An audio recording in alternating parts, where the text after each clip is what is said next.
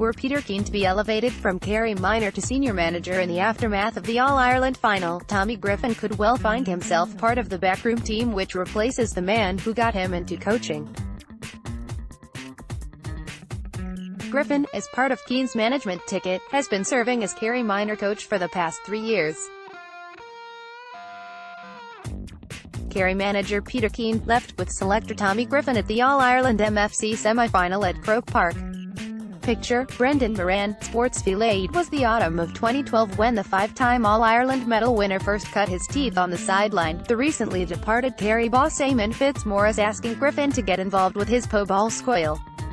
Chorga Dubney team. Eamon asked me to help out training the Cornui Mawiri team as he was taking charge of Kerry and would be shooting out the door to go Kerry training, Griffin recalls.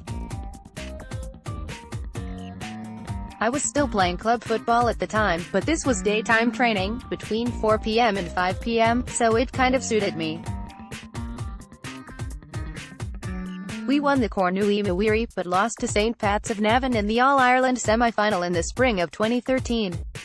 It was still a great learning curve. We made up for it the following year by winning the Hogan Cup.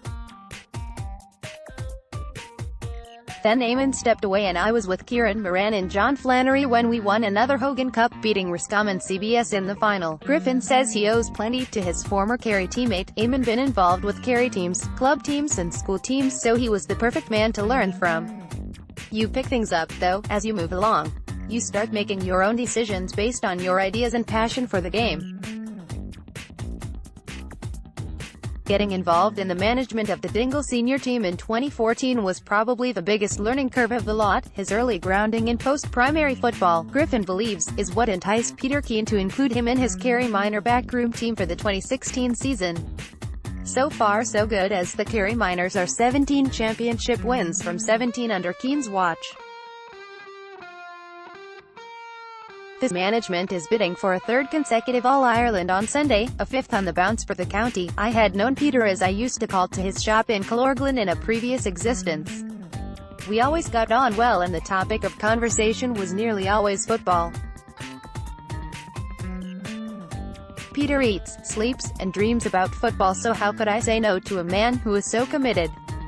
He probably saw me as somebody who was involved in schools and had their finger on the pulse as to how the game is played at this level. With the age of eligibility having dropped from U18 to U17, the Dingle native sees this summer's minor championship as being more innocent than was the case in recent previous years. It is different this year because some of the boys are 15 years old, and if you go back to the end of last year when we had the U16 development squad gearing up for this year, some were only 14, turning 15. They are only kids really. Last year, we had lads like David Clifford and Diarmuid O'Connor, who were playing senior with their clubs. This year, none of these lads would even be allowed on a club senior panel.